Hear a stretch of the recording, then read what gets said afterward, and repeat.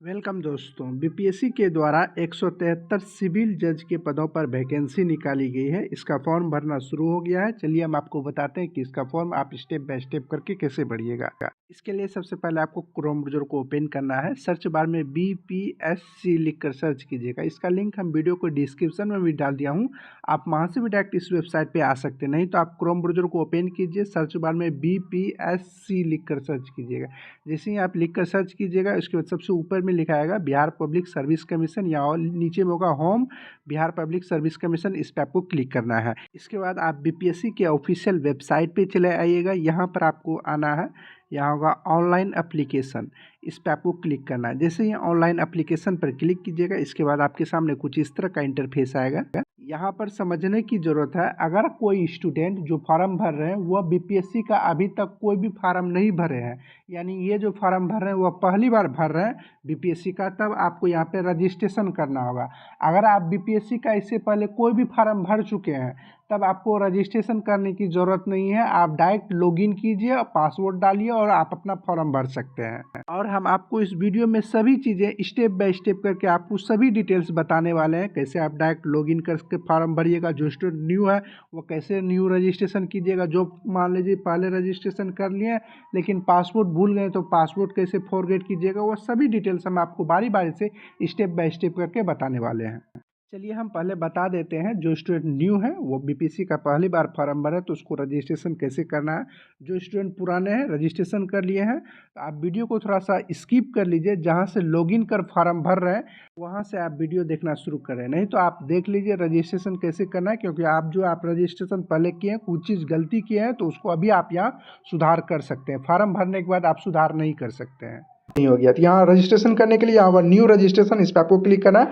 इसके बाद आपके सामने कुछ इस तरह से आएगा, यहाँ नीचे आना है और यहाँ क्लोज होगा, इस पर आपको क्लिक करना है। उसके बाद यहाँ आपको ईमेल आईडी डालना है। उसके बाद यहाँ गेट ओटीपी पर क्लिक कीजिएगा। उसके बाद यहाँ ईमेल आईडी पर आपका ओटीपी जाएगा, उसको यहाँ पे डालकर वेरीफाई ओटीपी पर क्लिक कीजिएगा। और यहाँ नीचे में ओटीपी में लिखा हुआ है if OTP not received in inbox please check in spam, यानी आपका जो ईमेल आईडी पे ओटीपी नहीं जा रहा है तो ईमेल आईडी में एक स्पैम का एक ऑप्शन होता है, उसमें जाकर आप देखिएगा तो वहाँ आपका ओटीपी होगा।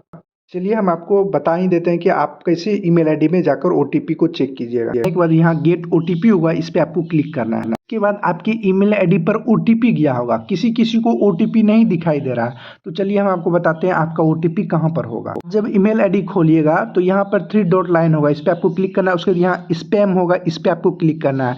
जैसे ही आप स्पैम पर क्लिक कीजिएगा, यहाँ आपका ओटीपी होगा। यही ओटीपी यहाँ पर डालकर वेरीफाई पर क्लिक करना है। वेरीफाई ओटीपी पर क्लिक कीजिए। इसके बाद यहाँ पर अब आपको नीचे में मोबाइल नंबर डालना है। जो भी आपके पास मोबाइल नंबर होगा उस मोबाइल नंबर को आपको यहाँ पर डालना है। मोबाइल नंबर डालकर यहाँ गेट ओटीपी पर क्लिक कीजिएगा। उसके बाद आपके मोबाइल नंबर पर ओटीपी जाएगा, उसको यहाँ पर डालकर यहाँ वेरीफाई ओटीपी पर आपको क्लिक करना है। इसके बाद आपका ओटीपी वेरीफाइड हो जाएगा। इसके बाद आपको यहाँ पर न्यू पासपोर्ट, एक आपको पासपोर्ट बनाना होगा। पासपोर्ट आपका देखिए, इसमें आपका सभी चीज़ होना चाहिए। जैसे एक लेटर होना चाहिए, एक स्मॉल लेटर, एक कैपिटल लेटर और एक स्पेशल कैटेगरी जैसे एट द ग्रेड सब होता है उस टाइप का होना चाहिए। आप जो भी पासपोर्ट बनाना चाहते हैं आप बना लीजिएगा। इसके बाद कन्फर्म पासपोर्ट में आपको दोबारा से पासपोर्ट यहाँ डाल दीजिएगा। उसके बाद यहाँ कैंडिडेट नेम आपको डालना है, मैट्रिक क्लास के जिस सर्टिफिकेट में होगा वही नाम आपको यहाँ पे डालना है। इसके बाद यहाँ होगा वेरीफाई कैंडिडेट नेम, इसमें आपको फिर से दोबारा आप अपना नाम लिख दीजिएगा। इसके बाद यहाँ नीचे में होगा कैंडिडेट फादर्स नेम, यहाँ आप अपना पिता का नाम लिखिएगा मैट्रिक क्लास के सर्टिफिकेट में जो होगा। उसके बाद वेरीफाई कैंडिडेट फादर्स नेम में आपको फिर से यहाँ पे फादर्स नेम डालना है। उसके बाद कैंडिडेट मदर्स नेम में आपको अपना माता का नाम डालना है। उसके बाद वेरीफाई कैंडिडेट मदर्स नेम में आपको दोबारा से मदर्स नेम डालना है यहाँ पर। इसके बाद यहाँ पर है कैंडिडेट डेट ऑफ बर्थ, यहाँ अब आपको जन्म तिथि डालना होगा।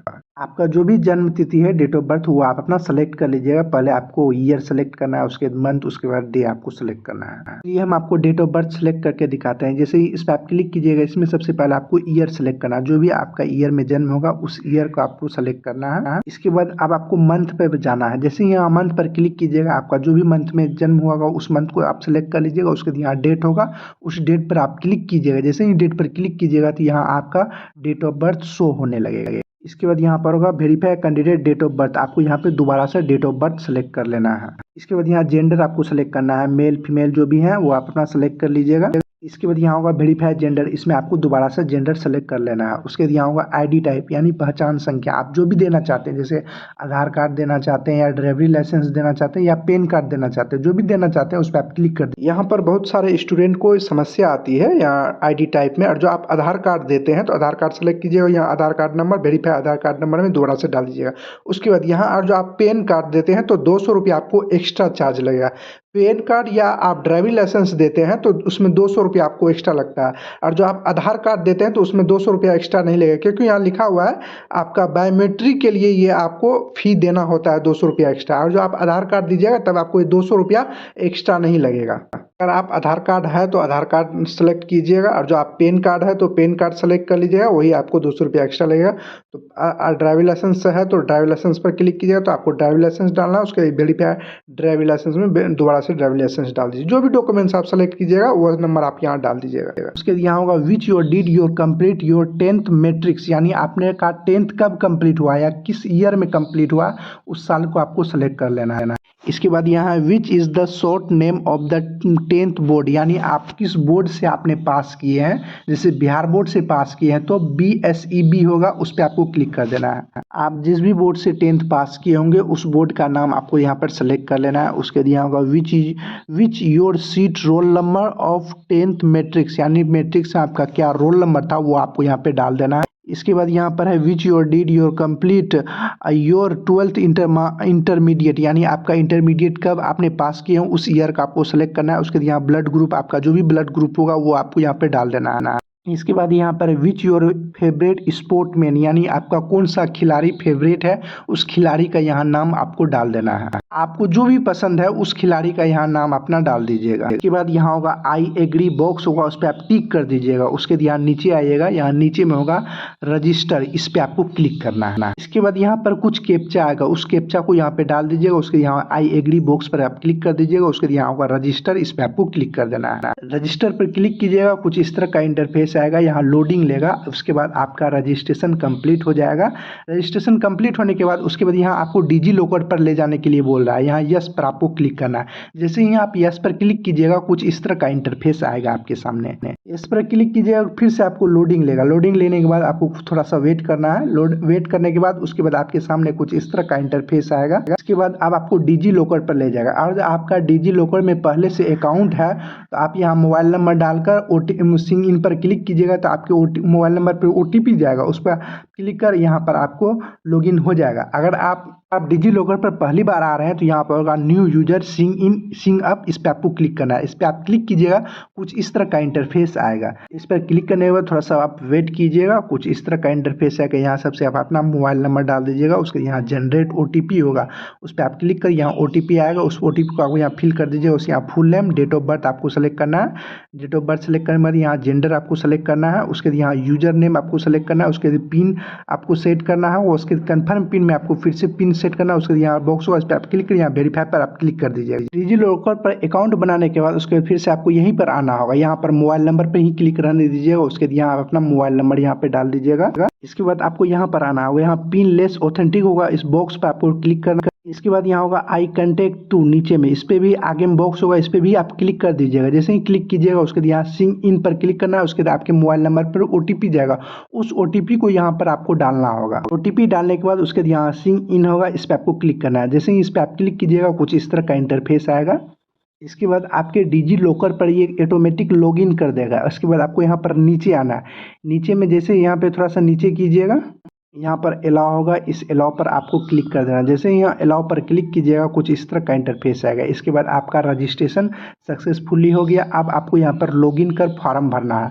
सबसे पहले यहाँ लॉगिन करने के लिए यहाँ register email ID, mobile number या यूजर नेम आपको जो भी देना है वो अपना तीनों में से कोई भी चीज़ यहाँ पे डाल दीजिएगा। उसके बाद यहाँ इंटर पासवर्ड में आपने जो भी पासवर्ड अभी बनाया था रजिस्ट्रेशन वक्त, आपने जो भी पासवर्ड बनाया था उस पासवर्ड को डालकर यहाँ लॉगिन पर आपको क्लिक करना है। क्लिक कर देना। अगर आप पासवर्ड भूल गए हैं तो यहाँ होगा फॉरगेट पासवर्ड, इस पे जाकर फॉरगेट कर सकते हैं आप। पासवर्ड फॉरगेट करने के लिए यहाँ होगा फॉरगेट पासवर्ड, इस पे आप क्लिक कीजिएगा। उसके बाद यहाँ ईमेल आईडी या मोबाइल नंबर दोनों में से किसी माध्यम से आप कर सकते हैं। जैसे ईमेल आईडी से कीजिएगा तो ईमेल आईडी पे क्लिक कीजिएगा, मोबाइल नंबर से करना चाहते हैं तो मोबाइल नंबर पर क्लिक कीजिएगा। तो मोबाइल नंबर से करना चाहते हैं तो यहाँ मोबाइल नंबर डालिएगा। अब यहाँ पर होगा गेट ओटीपी, इस पे आपको क्लिक करना है। इसके बाद आपके मोबाइल नंबर पर ओटीपी जाएगा, उसको यहाँ पे डालकर वेरीफाई ओटीपी होगा, इस पे आपको क्लिक कर देना है। बाद आपको यहाँ पे नीचे में डेट ऑफ बर्थ सेलेक्ट करना होगा। डेट ऑफ बर्थ सेलेक्ट करने के लिए यहाँ कैलेंडर होगा, इस पर आप क्लिक कीजिएगा तो एक कैलेंडर ओपन होगा। तो पहले आप यहाँ ईयर सेलेक्ट कर लीजिएगा, किस ईयर में आपका जन्म हुआ है। उसके बाद यहाँ मंथ सेलेक्ट कर लीजिएगा, किस मंथ में हुआ है। उसके बाद यहाँ डेट पर क्लिक कीजिएगा तो आपका डेट ऑफ बर्थ आ जाएगा। उसके यहाँ सबमिट होगा, इस पर आपको क्लिक करना है। इसके बाद आप जो भी पासवर्ड आप रखना चाहते हैं यहाँ पासवर्ड बना लीजिएगा। उससे कन्फर्म पासवर्ड में आप दोबारा से डाल दीजिएगा। उसके यहाँ रीसेट पर क्लिक कीजिएगा तो आपका पासवर्ड फॉरगेट हो जाएगा। जैसे ही यहाँ लॉगिन पर क्लिक कीजिएगा उसके बाद आपके सामने कुछ कैप्चा उगेगा, उस कैप्चा को यहाँ पर डाल दीजिएगा। जो भी कैप्चा यहाँ आएगा उसको डालकर यहाँ प्रोसीड पर आप क्लिक कर दीजिएगा। जैसे ही प्रोसीड पर आप क्लिक कीजिएगा कुछ इस तरह का इंटरफेस आएगा। यहाँ आपको फिर से लॉगिन यहाँ पर यस पर क्लिक करना है। जैसे ही यहाँ पर क्लिक कीजिएगा, इस पर क्लिक करने के बाद उसके बाद आपके सामने कुछ इस तरह का इंटरफेस है। यहाँ पर इसमें आपको बताया गया है आवेदन जमा करने की प्रक्रिया क्या, अब आपको प्रक्रिया करना होगा, वही सब डिटेल्स यहाँ पर आपको लिखा गया है कि कैसे आपको फॉर्म भरना है। यहाँ पर बहुत अच्छे से समझने की जरूरत है। जो स्टूडेंट पुराने हैं वह डायरेक्ट यहाँ न्यू एप्लीकेशन पर जाकर फॉर्म भर सकते हैं, नहीं तो आप एक बार चेक कर लीजिए जो भी रजिस्ट्रेशन दिए हैं फॉर्म भरे हैं इससे पहले उसमें कोई चीज़ गलत तो नहीं किया है। गलती किए हैं तो अभी यहाँ आप सुधार कर सकते हैं।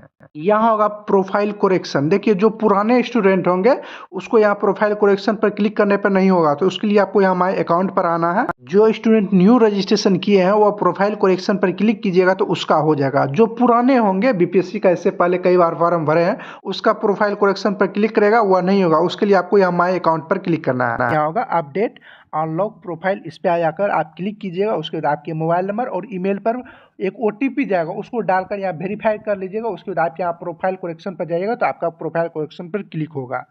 यहाँ पर प्रोफाइल कोरेक्शन खुलेगा। 6 स्टेप में आपका फॉर्म कंप्लीट होगा। सबसे पहला स्टेप 1 है पर्सनल इन्फॉर्मेशन। आपने जो भी इन्फॉर्मेशन रजिस्ट्रेशन वक्त दिया था वो आपका यहाँ पे कुछ ऑटोमेटिक आ जाएगा, कुछ आपको खाली होगा उसको आपको भरना होगा। जैसे आप जो स्टूडेंट इससे पहले बीपीएससी का कई बार फॉर्म भरे हैं उसका सारा डिटेल्स आपका पहले से भरा हुआ रहेगा। एक बार चेक कर लीजिएगा कि सारा डिटेल्स आपका सही है कि नहीं है। होने के बाद नीचे में होगा सेव करते जाएगा। 6 स्टेप में आपको हिंदी में नाम लिखने के लिए यहाँ इंग्लिश में नाम लिखिएगा, स्पेस पर क्लिक कीजिएगा तो ऑटोमेटिक यहाँ हिंदी में नाम आ जाएगा। अगर नहीं आएगा तो आपको यहाँ हिंदी में किसी भी माध्यम से आपको लिखना पड़ेगा। यहाँ पर आपको है वैवाहिक स्थिति, यानी आप शादीशुदा है या नहीं शादीशुदा है वो आपको बताना है। उसके वेरीफाई में आपको फिर से वही बताना है आप हैं, और जो है तो यहाँ मैरिड पर क्लिक कीजिएगा, नहीं है तो अनमैरिड पर क्लिक कीजिएगा। यहाँ पर आपका उसके बाद आपको यहाँ पर आना है। यहाँ आपका होगा शारीरिक पहचान चिन्ह, आपके शरीर में जो भी पहचान चिन्ह होगा वह आपको यहाँ पर डालना होगा। उसके बाद यहाँ है क्या आप अपना नाम चेंज किए हैं, तो चेंज किए हैं तो यहाँ पर आपको यस पर क्लिक करना है। अगर जो नहीं किए हैं तो यहाँ नो पर क्लिक कीजिए। जो ये किए हैं तो यहाँ पर आपको बताना होगा क्या नाम चेंज किए, नहीं है तो यहाँ नो पर क्लिक रहने दीजिएगा। इसके बाद आपको नीचे आना है। यहाँ पर होगा कि आप भारत के नागरिक हैं तो यहाँ पर यस की पर क्लिक कीजिएगा, और जो नहीं है तो यहाँ नो पर क्लिक कीजिए। यस पर क्लिक कीजिएगा। उसके बाद आपसे पूछा जा रहा है क्या आप बिहार के निवासी हैं, तो यहाँ पर यस कीजिएगा, अन्यथा नो पर क्लिक कीजिएगा। आपको फिर से यहाँ पूछा जा रहा है क्या आप बिहार के निवासी हैं, तो आपको फिर से यहाँ पर यस पर क्लिक करना, और जो है तो तब कीजिएगा, नहीं है और जो बिहार से बाहर है तो तब नो पर क्लिक करना है। इसके बाद अब आपको यहाँ पर निवास प्रमाण पत्र सर्टिफिकेट नंबर डालना होगा। जो भी सर्टिफिकेट नंबर होगा उसको आप यहाँ पर डाल दीजिएगा। उसके यहाँ सर्टिफिकेट कब आपका बनकर तैयार हुआ उस डेट को आपको यहाँ पे डाल। अगर आपके पास रेसिडेंशियल सर्टिफिकेट नंबर नहीं है यानी आपका निवास प्रमाण पत्र नहीं है तो आपको कैसे बनाना है, इस वीडियो के डिस्क्रिप्शन में एक वीडियो का लिंक दे दिया हूँ, आप उस वीडियो को देखिएगा तो उसको आपको पता चल जाएगा कि आपको निवास प्रमाण पत्र के लिए कैसे ऑनलाइन अप्लाई करना है। उसके बाद अब आपको यहाँ नीचे आइएगा, यहाँ होगा कास्ट डिटेल्स यानी जाति का कोटि आपको बताना है। अगर आप आरक्षित कोटि से है तो यहाँ यस पर क्लिक कीजिएगा।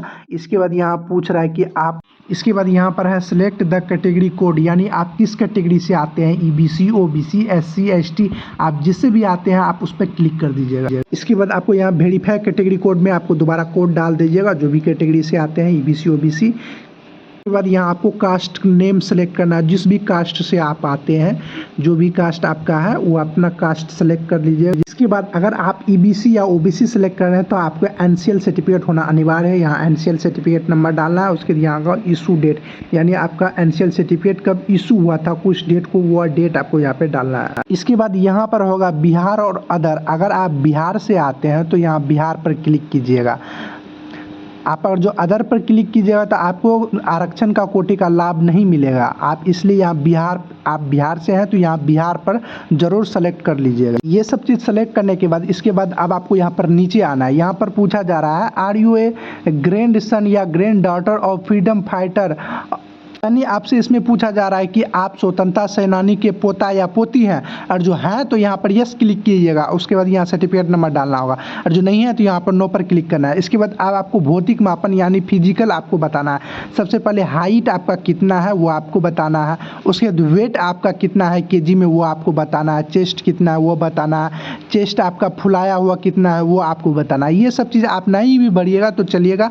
आपका फिजिकल माप आप ना भी दीजिएगा तो चलिएगा, क्योंकि इसमें स्टार मार्क नहीं लगा हुआ है। भौतिक माप भरना ये जरूरी नहीं है, आपको मालूम नहीं है तो आप इसको छोड़ भी सकते हैं। इसके बाद अब आपको यहाँ दिव्यांग संबंधित विवरण डालना है, और जो आप दिव्यांग हैं तो यहाँ पर लिखा होगा क्या आप दिव्यांग हैं, तो यहाँ है तो यहाँ पे यस पर क्लिक कीजिएगा। उसका डिटेल्स आपको भरना है। जो आप नहीं है तो यहाँ पर नो पर क्लिक कर दीजिएगा।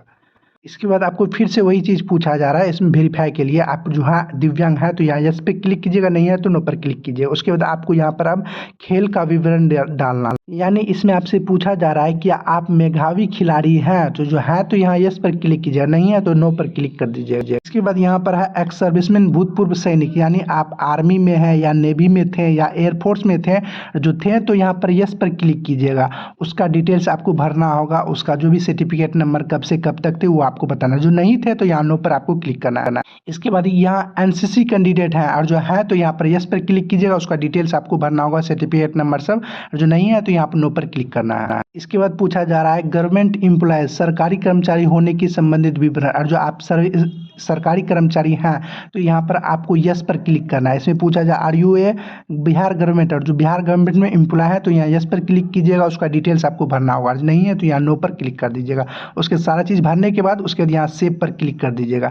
एक बार आप अपना फिर से चेक कर लीजिएगा कोई चीज़ गलत तो नहीं किए हैं। सारा चीज़ भरने के बाद फिर से दोबारा चेक करने के बाद उसके बाद आपको यहाँ पर सेव होगा, इस सेव पर आपको क्लिक कर देना है। सेव पर क्लिक करने के बाद इसके बाद आपको स्टेप 2 एड्रेस इन्फॉर्मेशन अब आपको डालना है। इसके लिए यहाँ पर स्टेप 2 एड्रेस इन्फॉर्मेशन पर आपको क्लिक करना है। इसके बाद आपको परमानेंट एड्रेस यानी अस्थाई पता डालना है। जो भी एड्रेस आपका है वो आपको डाल दीजिएगा। एड्रेस 1, एड्रेस 2, एड्रेस 3, जहाँ भी आपका अस्थाई पता है वो आप अपना डाल दीजिएगा। एड्रेस भरने के बाद उसके यहाँ का स्टेट, इस पर आपको क्लिक करना है। इसमें आप अपना बिहार सेलेक्ट कर लीजिए। आप अगर जो बिहार से हैं तो बिहार सेलेक्ट कर लीजिएगा। उसके यहाँ डिस्ट्रिक्ट का नाम आपको सेलेक्ट करना है। किस डिस्ट्रिक्ट में आपका घर है वो अपना सेलेक्ट कर लीजिएगा। उसके यहाँ पिन कोड आप अपना डाल दीजिएगा। इसके बाद अब आपको कोरोस्पोंडिंग एड्रेस यानी पत्राचार पता का डालना है। और जो आपका परमानेंट एड्रेस और कोरोस्पोंडिंग एड्रेस दोनों सेम ही है तो यहाँ होगा सेम एस एबव बॉक्स होगा, इस पर आप टिक कर दीजिएगा। जो भी आप ऊपर में भरे होंगे वही ऑटोमेटिक यहाँ नीचे आ जाएगा। इसके बाद यहाँ होगा सेव, इस पर आपको क्लिक करना है। इसके बाद आपके सामने कुछ इस तरह का इंटरफेस आएगा। अब आपको स्टेप 3 अदर इन्फॉर्मेशन डालना है। यहाँ स्टेप 3 होगा अदर इन्फॉर्मेशन, इस पर आपको क्लिक करना है। इसमें आपका होगा क्या आपके विरुद्ध लंबित अदालत कार्रवाई या आपराधिक कार्रवाई का विवरण, यानी आपका अदालत में मुकदमा चल रहा है उस सब संबंधित में है। इसमें सबसे पहले है क्या आपके विरुद्ध किसी न्यायालय में कोई विवेचन लंबित है, जो है तो यहाँ पर यस पर क्लिक कीजिएगा। जो नहीं है तो नो पर आपको क्लिक करना है। इसके बाद दूसरे में है क्या आप बार काउंसलिंग या मेडिकल काउंसलिंग या एसोसिएशन या अन्य व्यवसायी संस्थाओं द्वारा अनुशासनित किसी तरह की कोई अन्य कार्रवाई शुरू की गई तो यस कीजिएगा, अन्यथा नो पर क्लिक कीजिए। उसके तीसरे में है क्या आपके विरुद्ध सरकार या अर्ध सरकार संगठन द्वारा कोई अनुशासनात्मक कार्रवाई शुरू की गई है तो यस कीजिएगा, अन्यथा नो पर क्लिक कर दीजिएगा। इसके बाद यहाँ चौथे में है क्या आपके खिलाफ कोई कोर्ट में केस दायर किया गया था, और जो किया गया था तो यस कीजिएगा, अन्यथा नो पर क्लिक करना है। उसके यहाँ 5th नंबर में है क्या आप बीपीएससी या यूपीएससी या किसी अन्य संगठन द्वारा आयोजित परीक्षा चयन के लिए वंचित या सूची में नाम डाला गया है तो यहाँ यस कीजिएगा, अन्यथा नो पर क्लिक कर दीजिएगा। इसके बाद अब आपको यहाँ पर नीचे आना, यहाँ होगा पुरस्कार, पदक, छात्रवृत्ति आदि का विवरण। फर्स्ट में है टीम, गेम, खेल, स्पोर्ट्स, एनसीसी, पूर्वोत्तर आदि हैं। और जो आप किसी टीम में या कोई गेम या स्पोर्ट्स या एनसीसी से खेले हैं तो यहाँ पे उसका नाम दीजिएगा। ये सब चीज़ भरना जरूरी नहीं है, आप भर सकते हैं, नहीं तो आप इसको छोड़ भी सकते हैं। उसके सेकंड में स्कूल कॉलेज के धारक वशिष्ठ नेतृत्व का पद किए हैं तो यहाँ पे उसका डिटेल्स आपको भरिया है। उसके लिए अन्य पाठ्यक्रम विधि या रुचियाँ आदि है तो वो आपको अपना रुचियाँ सब बताना है। जो है ये सब चीज़ आपका भरना मैंडेटरी नहीं है, आप भरना चाहते हैं तो आप भर दीजिएगा, नहीं तो आप उसको छोड़ भी सकते हैं। हर चीज़ भरने के बाद उसके लिए यहाँ होगा सेव, इस पर आपको क्लिक करना है। इसके बाद आपके सामने कुछ इस तरह का इंटरफेस है। इसके बाद यहाँ स्टेप 4 क्वालिफिकेशन इन्फॉर्मेशन, इस पर आपको क्लिक करना है। क्वालिफिकेशन इन्फॉर्मेशन भरने से पहले हम आपको बता देते हैं बीपीएससी के द्वारा जो ये फॉर्म निकाली गई है उसका ऑफिशियल नोटिफिकेशन में बताया गया है कि ये फॉर्म भरने के लिए आपकी क्या योग्यता होनी चाहिए, यानी आपकी पढ़ाई कितनी होनी चाहिए, क्या पढ़ाई होनी चाहिए, क्या अनुभव होना चाहिए, हम आपको बता देते हैं। आप देख सकते हैं ये विज्ञापन संख्या 12/2026 है। इसमें आप यहाँ नीचे आइएगा, यहाँ देखिए नोट में लिखा हुआ है बिहार के सैनिक सेवा न्यायिक शाखा भर्ती नियमावली 1955 के आलोक में उम्मीदवार स्वस्थ संगठित यानी आपके शरीर से संबंधित ये बताया गया है कि आप स्वस्थ हो, कर्मठ हो। उसके बाद यहाँ 2 नंबर में आइएगा तो इसकी योग्यता बताएगी, शैक्षणिक योग्यता आपके पास यानी पढ़ाई क्या होनी चाहिए, यहाँ लिखा हुआ है शैक्षणिक योग्यता bar council of India new Delhi द्वारा मान्यता प्राप्त विश्वविद्यालय संस्थाओं से विधि स्नातक यानी आपका LLB में आपका ग्रेजुएशन होना चाहिए या उसके समतुल्य होना कोई आपका डिग्री होना चाहिए। इसके बाद यहाँ लिखा हुआ है शैक्षणिक योग्यता के लिए विभिन्न महाविद्यालय संस्था विश्वविद्यालय द्वारा निगृहित उपाधि के संबंध में उम्मीदवारों को महाविद्यालय संस्था के प्रधानाचार्य या प्रधान अथवा विश्वविद्यालय के समकक्ष प्राधिकार द्वारा हस्ताक्षर एवं प्रमाण पत्र देना आवश्यक होगा कि संबंधित शैक्षणिक सत्र में उक्त महाविद्यालय संस्था विश्वविद्यालय को bar council of India new Delhi द्वारा से मान्यता प्राप्त है। ये आपका होना चाहिए और इसमें आपका अनुभव भी खोजा जा रहा है जो आपको बता रहे हैं। अभ्यर्थी को विज्ञापन की तिथि को कम से कम 3 वर्षों को बार में विधि व्यवसाय के कार्य का अनुभव होना चाहिए। कार्य के वर्षों की संख्या संबंधित राज्य बार काउंसिल में उनके औपचारिक नामांकन पंजीकरण की तिथि से गणना की जाएगी।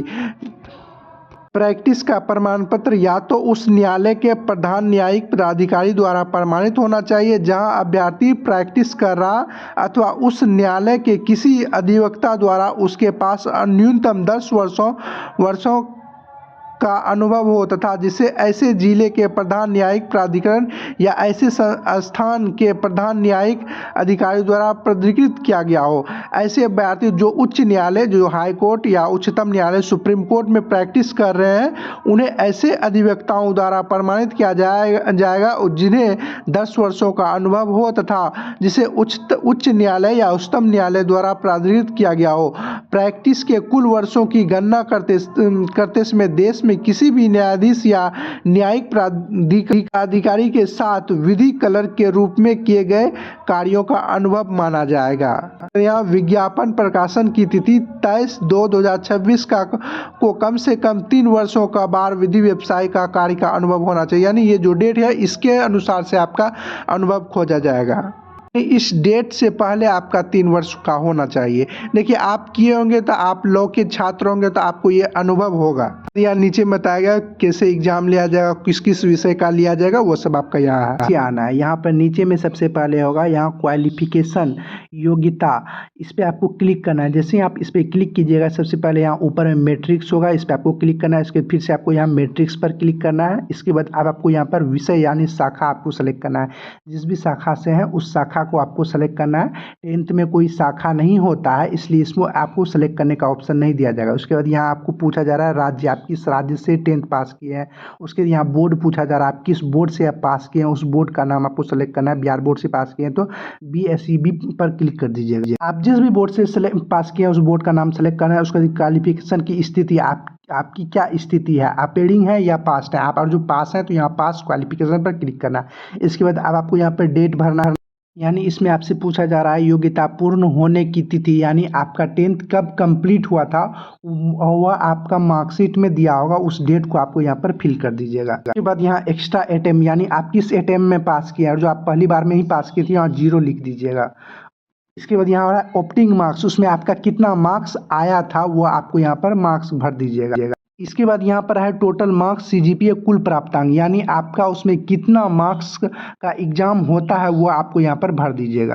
इसके बाद यहाँ पर है परसेंटेज फॉर सीजीपीए, यानी आपका टोटल कितना प्रतिशत आया था वो आपको यहाँ पर भर दीजिएगा। तो प्रतिशत में निकाल कर आपको भरना है। इसके बाद है नंबर ऑफ एकेडमिक मंथ, यानी शैक्षिक महीने की संख्या, यानी आपका जो उसमें 10th हुआ है वो कितने महीने की होती है। जैसे 10th 1 साल का होता है तो यहाँ आप अपना 12th मंथ यहाँ पर सेलेक्ट कर लीजिएगा। इसके बाद यहाँ है क्लास ग्रेड श्रेणी, आप किस श्रेणी से पास किए हैं, फर्स्ट सेकेंड या थर्ड डिवीजन, जो भी आप पास किए हैं उसको आपको डिवीजन सेलेक्ट कर लेना है। उसके बाद यहाँ मोड पूछ रहा है, यानी आप रेगुलर माध्यम से आपने 10th पास किए हैं तो आप यहाँ रेगुलर ट्रेंडिंग रेगुलर पर आप सेलेक्ट कर लीजिएगा। उसके यहाँ अनिवार्य विषय, इसमें आपको 10th में अनिवार्य विषय नहीं होता है, इसलिए इसको आपको नहीं भरना है। उसके बाद यहाँ वैकल्पिक विषय भी आपका नहीं होता है, इसलिए आपको नहीं भरना है। उसके बाद यहाँ रोल नंबर आपको भर देना है। इसके बाद यहाँ श्रेणी होने की वर्ष, यानी आप किस वर्ष आप 10th पास किए हैं वो आपको वर्ष भर सेलेक्ट कर लीजिए। सारा चीज़ देख लीजिएगा। सारा चीज़ भरने के बाद यहाँ एड पर आपको क्लिक कर देना है। जैसे ही एड पर क्लिक कीजिएगा उसके बाद अब आपको 12th का भरना होगा, 10th के बाद 12th भरना है। इसके लिए सबसे पहले आपको यहाँ पे फिर से 12th सेलेक्ट करिएगा, इंटरमीडिएट 12th इस पर आपको क्लिक करना है। उसके बाद यहाँ योग्यता के नाम में आपको 12th इंटरमीडिएट फिर से आपको सेलेक्ट करना है। उसके बाद यहाँ विषय का नाम सेलेक्ट करना है,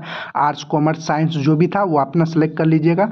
उसके बाद यहाँ राज्य स्टेट का नाम आपको सेलेक्ट करना है, किस स्टेट से पास किया। उसके बाद बोर्ड का नाम आपको सेलेक्ट करना है, जिस भी बोर्ड से आपने पास किया है। उसके बाद यहाँ योग्यता की स्थिति, यहाँ आप पास क्वालिफाइड पर आप क्लिक कीजिएगा। उसके यहाँ डेट ऑफ क्वालिफिकेशन कंसेप्ट योग्यता पूर्ण होने की तिथि आपको यहाँ पर भरना है। इसके बाद यहाँ एक्स्ट्रा अटेम्प्ट अतिरिक्त प्रयास, आपने कितने प्रयास में पास किए थे वो आपको भरना है। जो एक ही प्रयास में पास किए थे यहाँ 0 लिख दीजिए। इसके बाद यहाँ ऑप्टिंग मार्क्स, यानी प्राप्त अंक, यानी आपको उसमें कितना प्राप्त हुआ था अंक वो आपको भरना। टोटल मार्क्स कुल अंक आपका कितना का एग्जाम हुआ था वो आपको यहाँ पर भरना। उसके बाद यहाँ परसेंटेज आपको बताना है कितना परसेंटेज आया था। इसके बाद यहाँ पर है शैक्षणिक महीने की योग्यता, 12th 2 वर्षों का होता है, इसलिए 24 यहाँ सेलेक्ट कर लीजिएगा। इसके बाद यहाँ पर है ग्रेड क्लास श्रेणी, यानी आप किस श्रेणी से पास किए हैं, फर्स्ट सेकेंड थर्ड जिस भी श्रेणी से आप पास किए हैं उसको सेलेक्ट करना है। उसके बाद यहाँ मोड में ट्रेंडिंग रेगुलर पर आपको क्लिक कर दीजिएगा। उसके बाद यहाँ पर कंपलसरी अनिवार्य विषय जो भी विषय था आपका साइंस कॉमर्स जो भी था वो अपना सेलेक्ट कर लीजिएगा। इसके बाद यहाँ वैकल्पिक विषय में आपका जो भी था कॉमर्स आर्ट्स साइंस वो अपना सेलेक्ट कर लीजिएगा। सभी सब्जेक्ट में एक ही आपका साइंस था तो आप साइंस सेलेक्ट कर लीजिएगा। इसके बाद यहाँ क्रमांक संख्या रोल नंबर आपको यहाँ पर भर देना है। उसके बाद यहाँ होगा उत्तीर्ण होने का वर्ष, यानी आप किस वर्ष 12th पास किए हैं उस वर्ष को आपको ईयर को सेलेक्ट कर लेना है। 12th का भी सारा चीज़ भरने के बाद उसके बाद यहाँ एड पर आपको क्लिक कर देना है। एड पर क्लिक करने के बाद उसके बाद ये एड हो जाएगा। इसके बाद अब आपको ग्रेजुएशन का भरना होगा।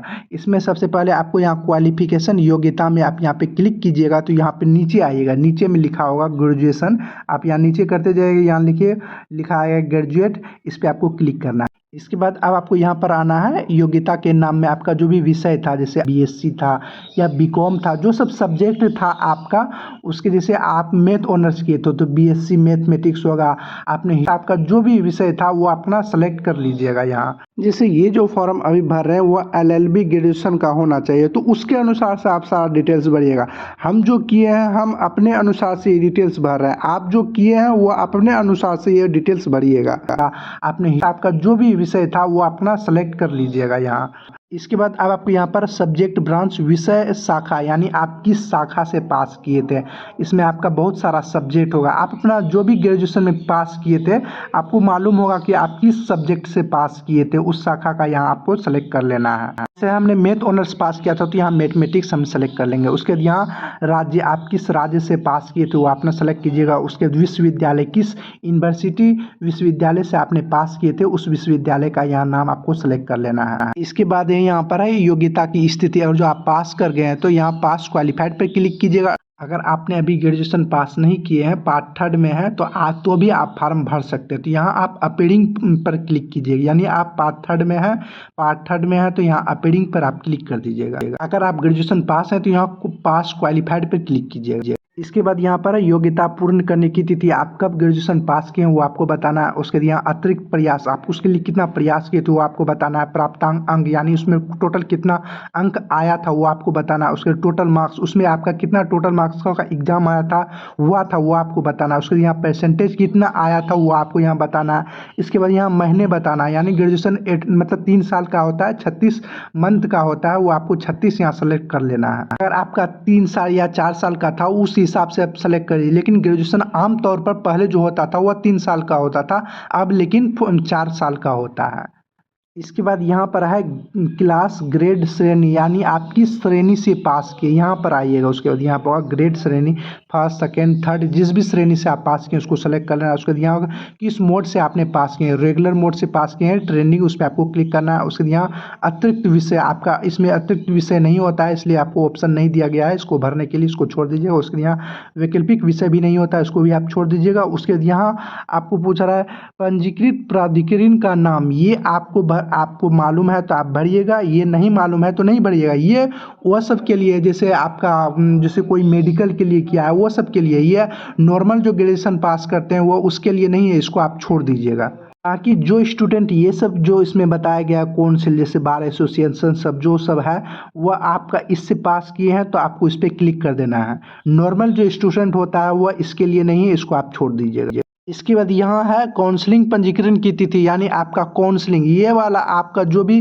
4/17 वाला भरिएगा वो वाला, ये 4/18 4/19 वाला भरिएगा, और 4/20 वाला भी भरना होगा, उसमें डेट आपको बताना होगा। ये आप ना भी भरिएगा, आपको मालूम नहीं है तो इसको आप छोड़ भी सकते हैं, क्योंकि इसमें स्टार नहीं लगा हुआ है। जिसमें स्टार लगा होता है उसको भरना जरूरी है, इसमें स्टार नहीं लगा है, इसको आप छोड़ दीजिएगा, कोई दिक्कत की बात नहीं है। आपको मालूम है तो आप भर दीजिएगा। के बाद ये आपको भरना है क्रमांक संख्या, यानी उसमें आपका ग्रेजुएशन में रोल नंबर क्या था वो आपको रोल नंबर यहाँ पर भरना है।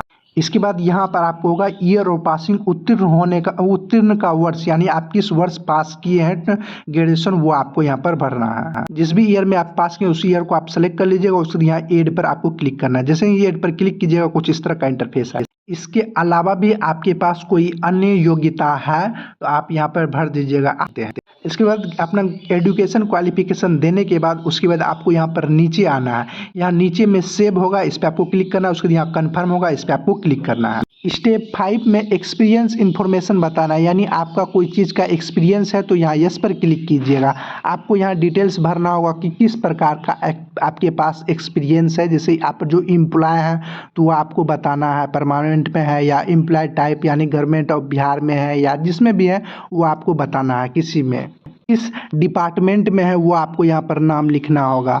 ये सब चीज़ आपका जो एक्सपीरियंस है किसी चीज़ में तो वो बताइए। पास एक्सपीरियंस है, सारा चीज़ भरने के बाद यहाँ ऐड पर क्लिक कर दीजिएगा। ऐड पर क्लिक करने के बाद उसके बाद सेव पर आपको क्लिक करना है। मेरे पास सेव पर आपको क्लिक कर देना है। इसके बाद यहाँ आपको स्टेप 6 पर क्लिक करना है। इसके बाद आपको कैप्चर लाइव फोटो अपलोड करना होगा। कैप्चर लाइव फोटो अपलोड करने के लिए इस पर आपको क्लिक करना है।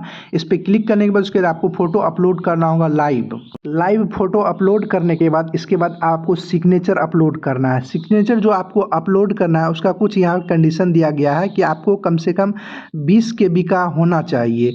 इसके बाद आपका यहाँ कितना साइज का होना चाहिए ये बताया गया। आपको सबसे पहले यहाँ इंग्लिश सिग्नेचर अपलोड करना है। उसके बाद यहाँ नीचे में हिंदी सिग्नेचर आपको अपलोड करना है। सिग्नेचर अपलोड करने के लिए यहाँ क्रिएट फाइल होगा, इस पर आप क्लिक कीजिएगा तो आप जहाँ भी सिग्नेचर करके रखे होंगे, एक सिग्नेचर जो आपको करना है वह वाइट पेज में करना है, उसको करके रखिएगा। उसके पर क्लिक कीजिएगा, जहाँ भी आप सिग्नेचर जिस भी फाइल में आप किए होंगे उसको आप सेलेक्ट कीजिएगा तो यहाँ सिग्नेचर आपका हो जाएगा अपना। सिग्नेचर की साइज अगर आपको 20 KB करना है तो उसके लिए आपको सबसे पहले क्रोम ब्राउज़र को ओपन करना है, इमेज रिसाइजिंग KB करना है। उसके बाद यहाँ होगा P17 इमेज टूल, इस पर आपको क्लिक करना है। इसके बाद आप जहाँ भी आपका इमेज सिग्नेचर करके रखोगे यहाँ सेलेक्ट इमेज पर क्लिक कीजिएगा, उस फाइल को आप सेलेक्ट कीजिएगा। यहाँ आपका साइज बता दीजिएगा कि आपको कितने साइज का सिग्नेचर चाहिए, उसको आप डाउनलोड पर क्लिक कीजिएगा तो वो डाउनलोड हो जाएगा आपका सिग्नेचर।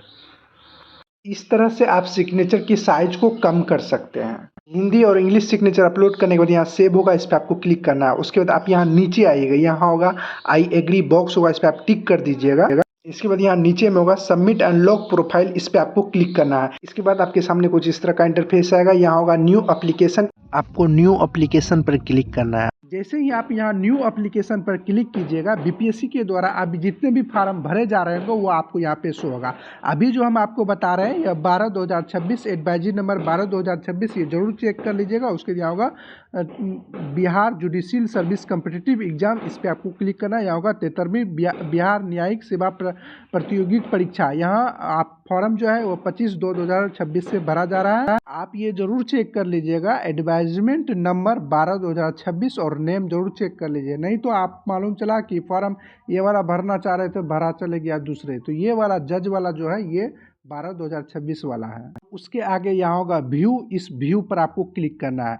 जैसे ही व्यू पर क्लिक कीजिएगा तब आपके सामने कुछ इस तरह का इंटरफेस आएगा। उसके बाद यहाँ होगा चेक एडवाइजमेंट कैटेगरी, या इस पर आपको क्लिक करना है। इसके बाद यहाँ नीचे कीजिएगा तो आपका पूरा डिटेल्स यहाँ पर शो होगा। आप चेक कर लीजिएगा जो भी डिटेल्स आप भरें सारा चीज़ सही है या गलत है। यहाँ सबसे नीचे आना है, यहाँ पर होगा 33 Bihar judicial service competitive exam, 73वीं बिहार न्यायिक सेवा प्रतियोगी परीक्षा। उसके बाद यहाँ होगा you can not apply for this post based on the information your provide, जिसका यहाँ रेड कलर का लिखा होगा, यानी ये फॉर्म आप नहीं भर सकते हैं। आप जो भी योग्यता यानी आप शैक्षणिक योग्यता और अनुभव भरे हैं वह ये पोस्ट भरने के लायक आप नहीं हैं। अगर आप पोस्ट ये वाला फॉर्म भर सकते हैं तो आपका यहाँ ग्रीन कलर का कुछ इस तरह से लिखा आएगा आपके सामने। यहाँ पर लिखा होगा you can apply for this post, यानी इस पोस्ट के लिए आप अप्लाई कर सकते हैं। और आपको हम शैक्षणिक योग्यता फिर से बता देते हैं, ये फॉर्म भरने के लिए आपकी शैक्षणिक योग्यता क्या होनी चाहिए। नोटिफिकेशन के यहाँ पे नीचे में आइएगा, तब आप यहाँ पे देखिएगा, यहाँ नीचे में करके देखिए, यहाँ पर नोट में 1, 2 और 2 में यहाँ होगा अनिवार्य शैक्षणिक योग्यता एवं अनुभव। शैक्षणिक योग्यता में लिखा हुआ bar council of India new Delhi द्वारा मान्यता प्राप्त विश्वविद्यालय संस्था से विधि स्नातक यानी लॉ में आप ग्रेजुएशन किया हो तथा समतुल्य यानी इसके समतुल्य कुछ कोई भी आप डिग्री लिए हो।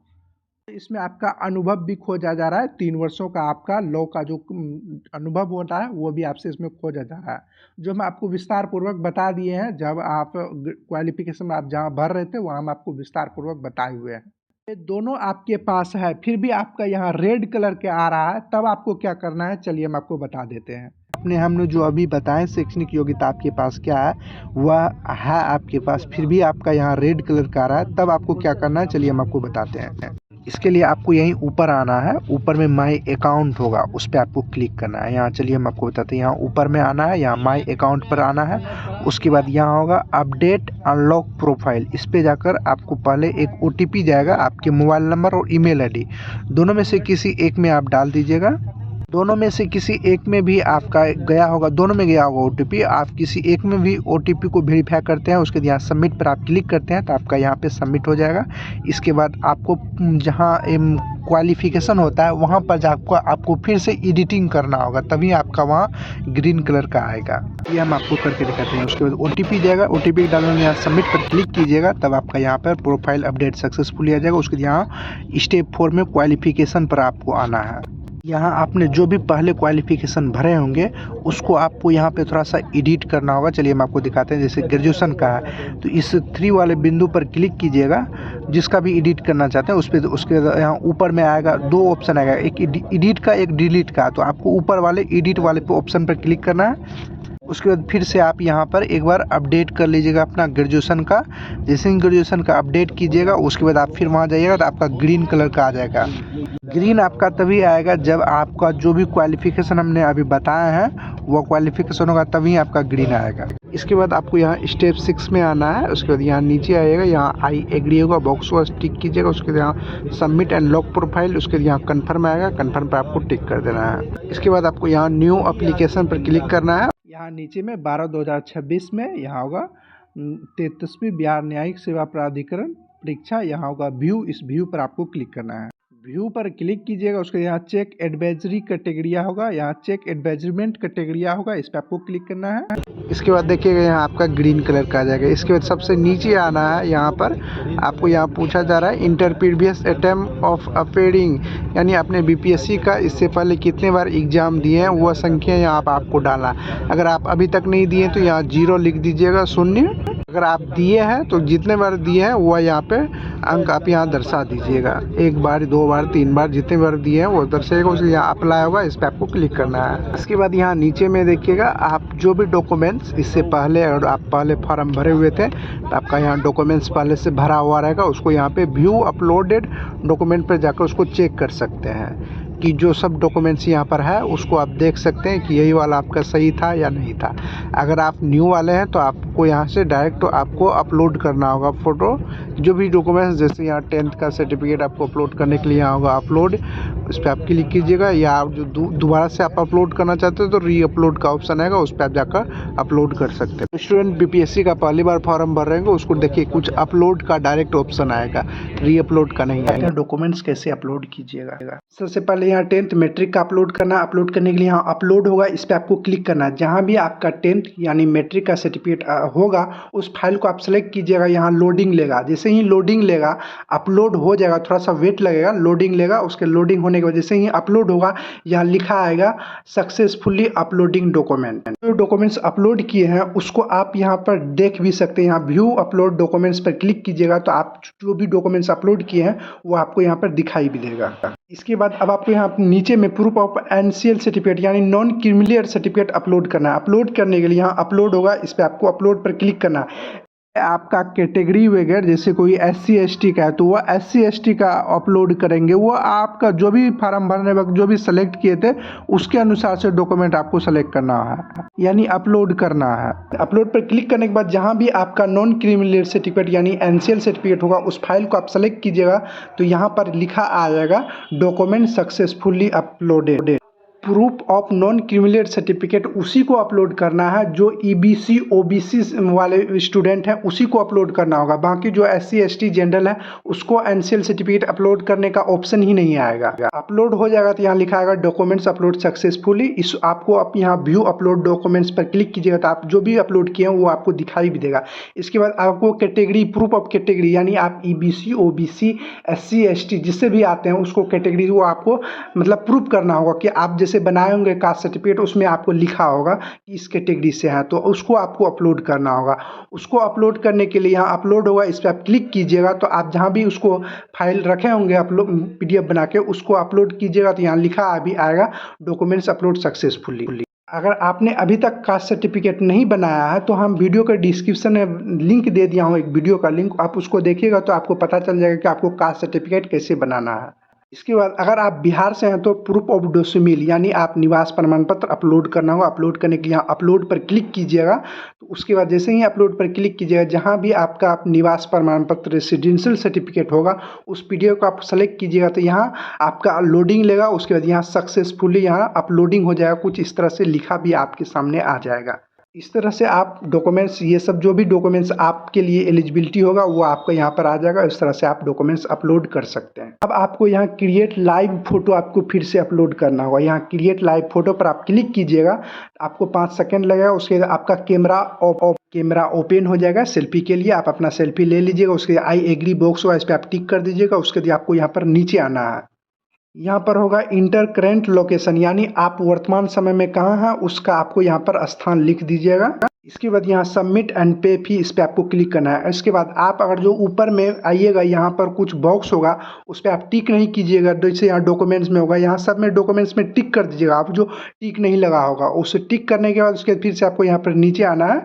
नीचे आने के बाद यहाँ सबमिट एंड पे फीस पर क्लिक करना है। उसके बाद आपके सामने कुछ इस तरह का, इसके बाद आप जिस भी माध्यम से पेमेंट कटाना चाहते हैं आप कटा दीजिएगा, जैसे credit card, debit card, internet banking, UPI, net banking, SBI branch payment. जैसे हम UPI से कराना चाहते हैं तो यहाँ UPI होगा, हम इस पर क्लिक कर देते हैं।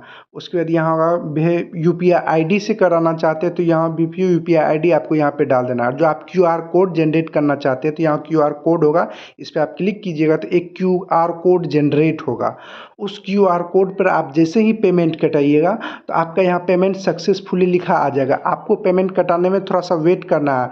आप जैसे ही पेमेंट आपके अकाउंट से कटेगा 1 से 2 मिनट आपको कुछ नहीं करना है, वेट करना है। जैसे ही 1 से 2 मिनट होगा ये अपने रिडायरेक्ट ऑटोमेटिक घूमने लगेगा और आपका पेमेंट सक्सेसफुली कट जाएगा। कुछ इस तरह से लिखा भी आएगा कि आपका पेमेंट सक्सेसफुली कट गया है। आपका जब पेमेंट कट जाएगा फिर से आपको यहीं पर आना होगा, यहाँ पर होगा माई अकाउंट, इस पर आपको क्लिक करना है। माई अकाउंट पर क्लिक करने के बाद उसके बाद आपको फिर से यहाँ नीचे आना है। यहाँ पर देखिए, यहाँ पर थोड़ा सा साइड की इस पर कीजिएगा, यहाँ होगा व्यू, इस व्यू पर आपको क्लिक करना है। जैसे ही आप यहाँ व्यू पर क्लिक कीजिएगा तो यहाँ एक आपका प्रिंट एप्लीकेशन प्रिंट होगा, इस प्रिंट पर आपको क्लिक करना है। जैसे ही आप यहाँ प्रिंट पर क्लिक कीजिएगा तो एक PDF आपको डाउनलोड होगा, वही आपका स्लिप जनरेट होकर निकल आया है। इसको आप सुरक्षित रख लीजिए। यही आप इस तरह से आप अपना फॉर्म भर सकते हैं। एक बार सबमिट करने से पहले एक बार दोबारा चेक कर लीजिएगा कि आपने कोई भी फॉर्म भरने में कोई चीज़ गलती तो नहीं की है, क्योंकि आप फॉर्म भर रहे हैं, आप खुद डिटेल्स अपने से भर रहे हैं, तो आपको खुद मालूम होगा कि आपने क्या चीज़ गलती किया, आप कौन फॉर्म भर रहे हैं। वीडियो पसंद आए तो वीडियो को लाइक शेयर और ज़रूर कमेंट करें। हम आपको बता देते हैं, ये जो फार्म है हमने पिछले जो अभी जो हम LLB नहीं किए, हमारा LLB ग्रेजुएशन में नहीं है, तो हमने जो पिछले BPSC का फार्म निकला हुआ जैसे BPSC AEDO हुआ या BPSC 71वीं का हुआ, उसका वीडियो हमने रिकॉर्डिंग करके रखा हुआ था, उसका हमने बताया हुआ है। और जहाँ BPSC का कोई भी फार्म निकलता है तो उसका प्रोसेस सबका एक ही होता है, लेकिन जहाँ शैक्षणिक योग्यता होती है वह थोड़ा अलग होती है। तो वहाँ हम आपको बताएं कि शैक्षणिक योग्यता आपको क्या रखना है, और हमने आपको नोटिफिकेशन के अनुसार ही बताया कि शैक्षणिक योग्यता आपकी क्या होनी चाहिए। और आप LLB किए हैं, ये फॉर्म भरे तो आप खुद समझदार होंगे, क्योंकि आप एक एडवोकेट होंगे तो आप खुद समझदार होंगे। आप अभी 3 साल का एक्सपीरियंस होगा, तो ये फॉर्म आप खुद भर रहे हैं तो आपको खुद समझने की ज़रूरत है कि आप सबमिट करने से पहले एक बार ज़रूर चेक कर लीजिएगा जो भी फॉर्म भरे हैं उसमें कोई चीज़ गलत तो नहीं किए हैं। आप कुछ गलती कीजिएगा तो वो हमारी जिम्मेदारी नहीं होगी, वो आपकी खुद की जिम्मेदारी होगी। और ये फॉर्म भरने में आपकी कुछ गलतियां भी हो गई है तो आप फॉर्म को कैंसिल भी कर सकते हैं।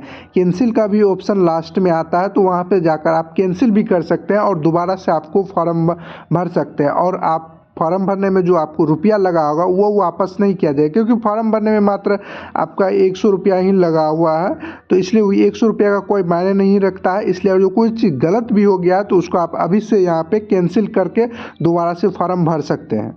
हम आपको पूरा प्रोसेस किए हैं, इस तरह से आपने किए होंगे तो आप अच्छे से ही फॉर्म भरे होंगे। प्रिंट में आप ज़रूर देख लीजिएगा कोई चीज़ गलत तो नहीं किए हैं आप। वीडियो बनाने में बहुत मेहनत लगा है, इसलिए इस चैनल को जरूर सब्सक्राइब कर बेल आइकन को दबा दें।